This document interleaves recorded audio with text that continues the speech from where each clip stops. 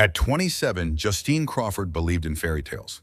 She grew up holding on to the dream that one day she'd find someone who would make her heart feel safe, someone who would choose her every single day. And then one rainy afternoon in Denver, fate stepped in. Trevor Caldwell walked into the small coffee shop where she sat reading her favorite book. He had that effortless charm, messy dark hair, kind green eyes, and a smile that felt like sunlight breaking through clouds. Their eyes met, and in that moment, everything else disappeared. Trevor offered to buy her coffee, and that one small gesture started an 8-month whirlwind romance. He was attentive, gentle, always listening as if her words were the most important thing in the world. On weekends, they strolled hand in hand through Washington Park, laughing until their cheeks hurt. At night, he called her just to say, "I miss you already." Justine had never felt so deeply seen, so loved. In Trevor's arms, she believed she had finally found it her happily ever after. But what Justine didn't know was that this perfect love story was only the beginning of a journey she could never have imagined. The big day had finally arrived. Justine Crawford stood at the grand entrance of the Highlands Country Club, her heart pounding as violins played softly in the background. The ceremony was breathtaking, white roses cascading from crystal vases, golden chandeliers glowing above 200 guests dressed in elegance. Every detail was perfect, almost unreal. When the doors opened, Trevor Caldwell turned to see her walking down the aisle. His gaze locked on her, intense, unwavering, like she was the only woman in the world. And for Justine, that look said everything. This was the man who would cherish her forever. They exchanged vows beneath a canopy of delicate lights, promising a lifetime of love, trust, and devotion. Cameras flashed. Guests wiped away tears. Laughter and applause filled the hall. To everyone watching, it was a fairy tale unfolding in real life. But behind every perfect picture, there are stories no one sees. What Justine didn't know, what no one in that room could have imagined, was that this perfect day was also the first page of a far darker story. In the first few weeks of marriage, Justine Crawford believed happiness would last forever. She woke up every morning beside Trevor Caldwell, thinking she had found the man who would love her endlessly. But then little cracks began to show. At first it was subtle. Trevor worked late more often. He checked his phone constantly, typing messages he never explained. The warmth in his eyes, the spark that once made Justine feel safe, began to fade, replaced by something colder. And then came the night that changed everything. Standing in their bedroom, Justine reached for Trevor's hand, longing for closeness, longing for the intimacy they once shared.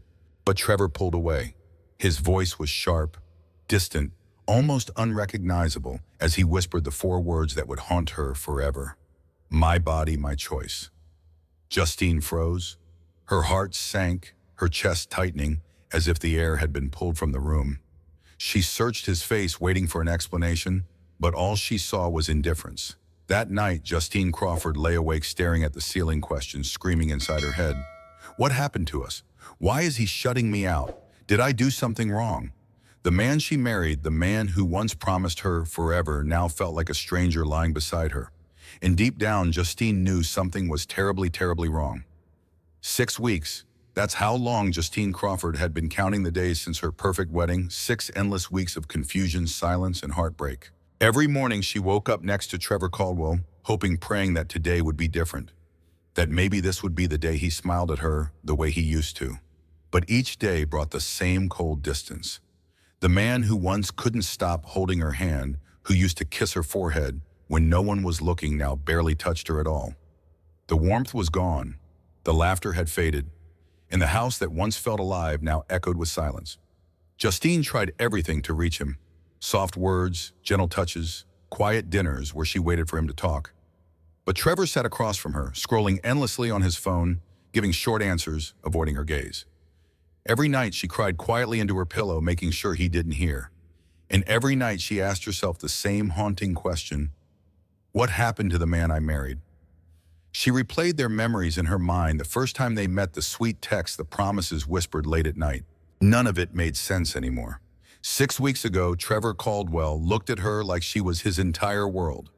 Now he looked right through her as if she wasn't even there. At first, Justine Crawford tried to convince herself that things would get better, that Trevor Caldwell was just stressed from work, that this distance between them was temporary. But then the little things started piling up. Trevor became glued to his phone, always checking it, typing furiously, locking the screen the second Justine walked into the room. Late at night, she would hear him whispering in the hallway, his voice low, urgent, almost secretive. And then there were the disappearances. Some nights Trevor would leave without explanation, claiming he had last-minute client meetings. Other times he'd pack a bag and announce a business trip at the very last moment, giving no details, no hotel names, not even a return flight. Justine tried to ask questions, but Trevor's answers were vague, evasive. And when she pushed too hard, his temper would flash, his green eyes sharp with irritation. But what unsettled her most was this: Trevor never wanted her to meet his colleagues or even his friends.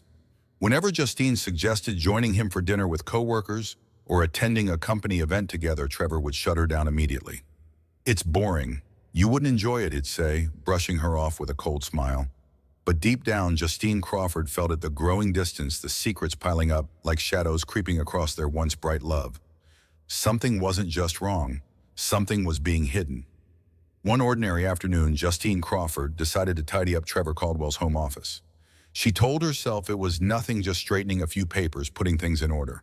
But deep down, something heavier pulled at her, a quiet voice whispering that she needed to look closer. And then she found it. A crumpled receipt half hidden beneath a stack of documents in the trash can. Justine picked it up, smoothing the paper with trembling hands. It was from a flower shop in Las Vegas, dated 3 weeks ago, the same weekend Trevor claimed he was at a financial conference in Salt Lake City. Her stomach dropped. On the back of the receipt, scribbled hastily in Trevor's handwriting, was a phone number with a Nevada area code. Justine stared at it for a long time, her heart pounding louder than the quiet room around her. Who was in Las Vegas? Who were the flowers for?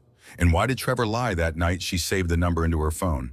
No name, no details. Just one word she typed instinctively in the contact field: Amanda. At that moment, Justine Crawford didn't know who Amanda was, but somehow she knew Amanda mattered. A name, a receipt, a lie. And for the first time, Justine felt it deep in her bones. This was the beginning of something far more dangerous than she had ever imagined. One evening, Justine Crawford decided she couldn't take the silence anymore. She waited until Trevor Caldwell sat down at the dinner table, the sound of silverware clinking against plates filling the quiet room. Taking a deep breath, she finally spoke. "Trevor, I think we should see a marriage counselor." For a moment, the room went completely still. Trevor froze his fork halfway to his mouth. His green eyes darted up wide with something Justine didn't expect: fear. But just as quickly, it was gone. He forced a tight smile, shaking his head. "We don't need therapy, Justine. We're fine. We just need time." She leaned forward, searching his face. "Trevor, we're not fine. You're shutting me out. You barely talk to me anymore. Please, I just want to understand." He put his fork down, his expression darkening. "Drop it." His voice was low, sharp, and final. Justine flinched, her throat tightening, as silence once again swallowed the room. For the next several days, Trevor avoided her entirely. No real conversations, no laughter, no closeness. Every time she tried to talk, he'd brush her off with excuses: "I'm busy." "Not now, it's nothing." But Justine Crawford knew it wasn't nothing. There was something Trevor wasn't telling her. And with every unanswered question, the man she married felt more and more like a stranger living inside her home. The receipt from Las Vegas haunted Justine Crawford for days. Every time she looked at it, a knot tightened in her stomach. She needed answers. One afternoon, while Trevor Caldwell was in the shower, she decided to make a call, a simple one, just to confirm something she thought she already knew. She dialed the number of the company Trevor claimed to work for. After a few rings, a polite voice answered, "I'm sorry, but there's no one by that name employed here." Justine froze, her hand gripping the phone so tightly it hurt. She hung up without a word, her heart pounding. For the first time, fear outweighed confusion. That evening, she decided to follow him. She waited until Trevor left the house with his briefcase and office clothes, kissing her on the cheek before walking out the door like everything was normal. Justine grabbed her keys and tailed his car from a distance. Trevor drove downtown, parked near a tall glass office building, and walked inside. Justine waited outside for almost an hour, her hands sweaty against the steering wheel. But then something felt wrong. Her instincts told her to move. So she circled the block, and that's when she saw him. Through the wide glass windows of a cozy cafe across the street, there was Trevor Caldwell, sitting comfortably, sipping coffee, typing on his laptop, pretending to be working. He wasn't in any meeting. He wasn't in any office. He was hiding. And in that moment, Justine Crawford knew with absolute certainty Trevor wasn't just keeping secrets. He was living a double life. That night, Justine Crawford sat on the edge of their bed, her heart pounding in her ears. Trevor Caldwell was in the shower, humming softly, unaware of what she was about to do. She glanced at his phone plugged into the charger on the nightstand. Her hands trembled as she reached for it. One chance, one risk, one code. She typed in their wedding date, the numbers etched into her memory. The screen unlocked. Justina's breath caught in her throat. At first, she didn't understand what she was looking at. The messages weren't from work or friends or family. They were from someone saved only as Amanda. Her thumb scrolled through the text, and with each line, her chest tightened. I miss you, baby. I can't wait to see you this weekend. This whole situation is almost over. Justine's vision blurred with tears. Her hands shook so violently she almost dropped the phone. She opened the gallery, and there they were, photos of Trevor Caldwell standing beside a woman she didn't recognize, both of them, wearing wedding rings, smiling in front of what looked like a courthouse. It felt like the floor collapsed beneath her. Everything went silent, the shower running, the hum of the bathroom fan, even her own breathing. All she could hear was the deafening sound of her heartbeat breaking piece by piece. In that moment, Justine Crawford realized the man she had married wasn't the man she thought she knew. The next morning, Justine Crawford walked into the downtown Denver office of Patricia Henley, one of the city's most respected divorce attorneys. Her hands trembled as she laid Trevor's photos, texts, and receipts on the polished wooden desk. Patricia studied the evidence in silence, her expression growing darker with every passing second. Finally, she leaned back in her chair and spoke carefully. Justine, what you're showing me isn't just infidelity. Justine frowned, confusion tightening her chest. Patricia slid the phone across the desk and whispered, This looks like potential bigamy. The word hit Justine like a physical blow. Bigamy, she repeated, her voice cracking. Patricia nodded grimly. If Trevor Caldwell legally married this woman, Amanda, before marrying you, this isn't just betrayal. It's a felony in Colorado. We're talking prison time. The room fell silent, the weight of the revelation crushing Justine's chest. For a moment, she couldn't breathe. Patricia reached for a business card and slid it across the desk. This is Michael Torres, one of the best private investigators I know. We need answers, real answers. That afternoon, Justine met Michael in his quiet office overlooking the Denver skyline. He was a former detective, sharp, direct, and calm under pressure. She told him everything, every detail, every suspicion, every sleepless night replaying Trevor's lies.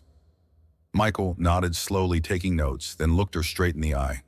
You'll find out the truth, Justine. But you need to be prepared. Sometimes the truth hurts more than the lies. 2 days later, Michael called her back. His voice was steady but heavy. I've got what you asked for. Justine held her breath, gripping the phone. There was a pause. Then Michael spoke the words that shattered her world. Trevor Caldwell married Amanda Wilson in Las Vegas 8 months before he proposed to you. Justine's knees gave out beneath her as the room spun around her. The man she thought she knew, the man who promised her forever, had been living a lie from the very beginning. After uncovering Trevor's secret marriage, Justine Crawford thought nothing could shock her more. But she was wrong. 2 days later, Michael Torres, the private investigator, sent her a set of financial documents he had uncovered. Among them was something that made Justine's blood run cold: a prenup agreement. It wasn't just any prenup. It was a carefully crafted contract designed to strip Justine of her inheritance. Michael's voice was steady but sharp when he explained, Trevor Caldwell pushed you to sign this for one reason, Justine, to gain control of your grandmother's trust fund. Justine froze, her fingers trembling as she scanned the pages. There it was in black and white, a hidden clause that would give Trevor full access to the $1.2 million trust her grandmother had left her if the marriage failed. Her heart pounded, anger surging beneath the heartbreak. That night, Justine confronted Trevor in their living room. He sat on the leather couch, calm, almost arrogant, swirling a glass of whiskey in his hand. Trevor, she whispered, her voice shaking.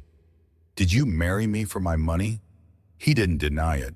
Instead, he smirked, cold, detached, unapologetic. This was never about love, Justine. You were a business investment.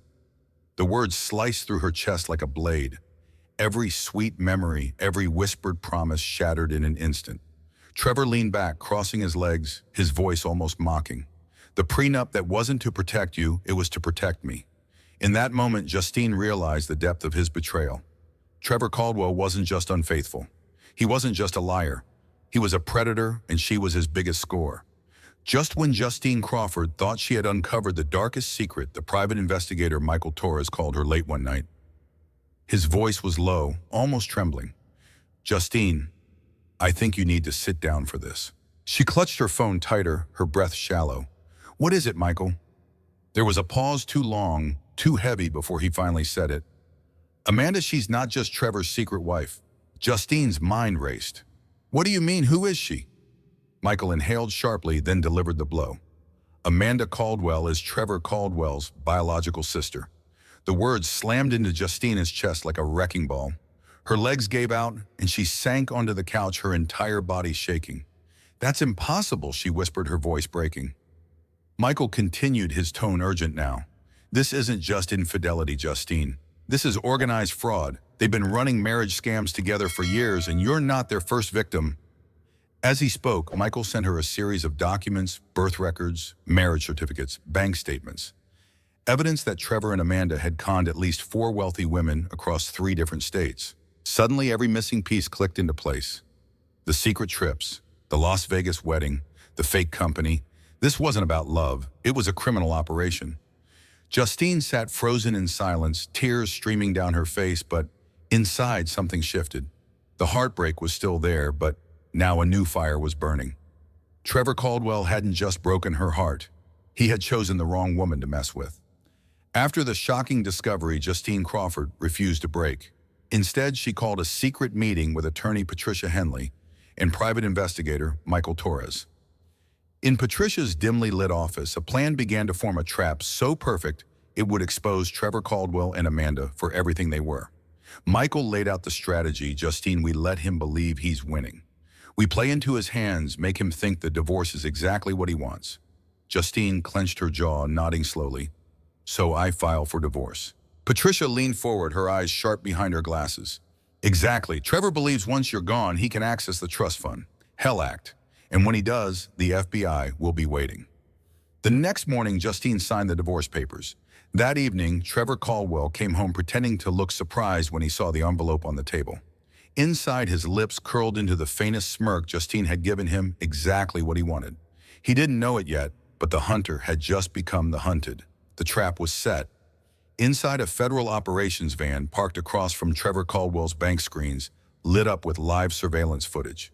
Attorney Patricia Henley stood with her arms crossed, her sharp gaze fixed on the monitors.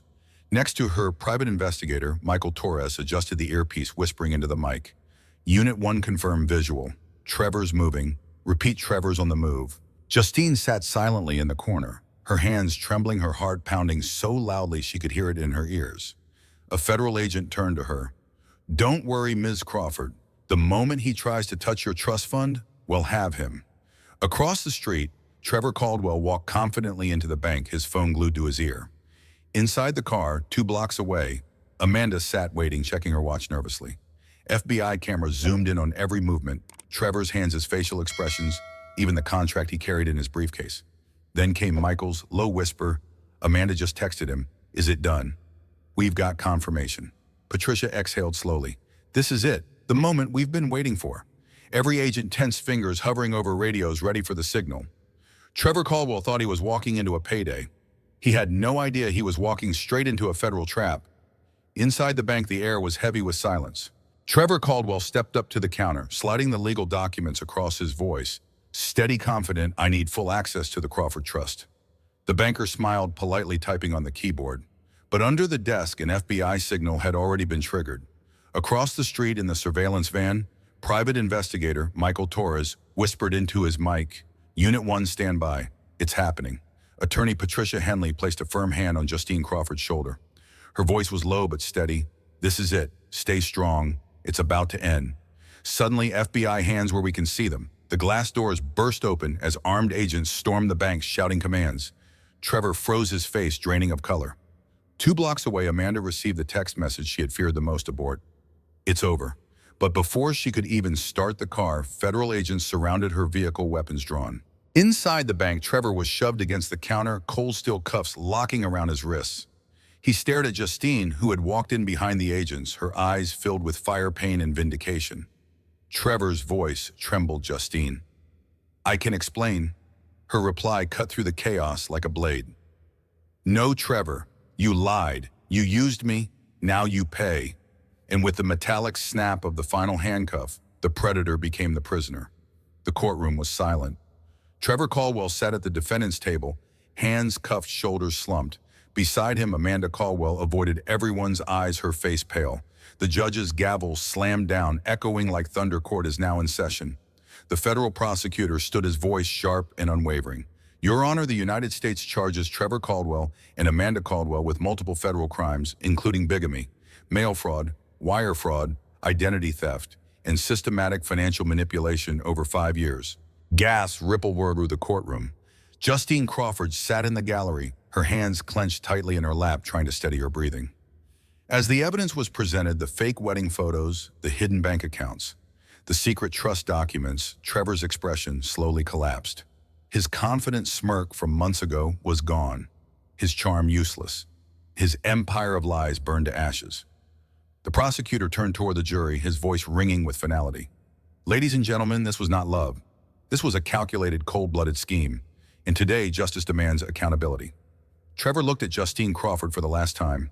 Her gaze was steady, unforgiving, unbroken. And in that moment, Trevor Caldwell finally understood he had lost everything. The courtroom held its breath as the judge prepared to deliver the verdict. Trevor Caldwell stared at the floor, his jaw tight, hands trembling in the cuffs. Judge Hamilton's voice cut through the silence. "Trevor Caldwell, for your role in orchestrating an elaborate scheme of deception and financial fraud, this court sentences you to 12 years in federal prison." Gasps erupted across the room. Trevor closed his eyes. For the first time, the weight of his lies came crashing down. Then the judge turned to Amanda Caldwell, his tone equally firm. "Amanda Caldwell, for aiding and abetting this fraudulent conspiracy, you are hereby sentenced to 8 years in federal prison." Amanda's lips trembled.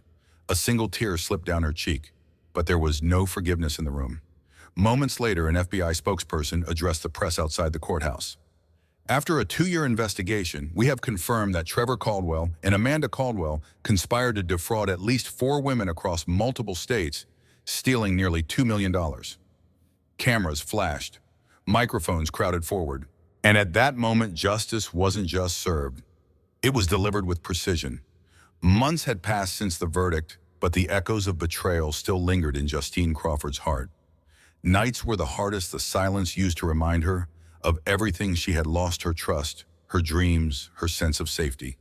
But slowly, piece by piece, Justine began to rebuild herself. She joined a women's support group where strangers became sisters, women who had faced deception, heartbreak, and pain just like her.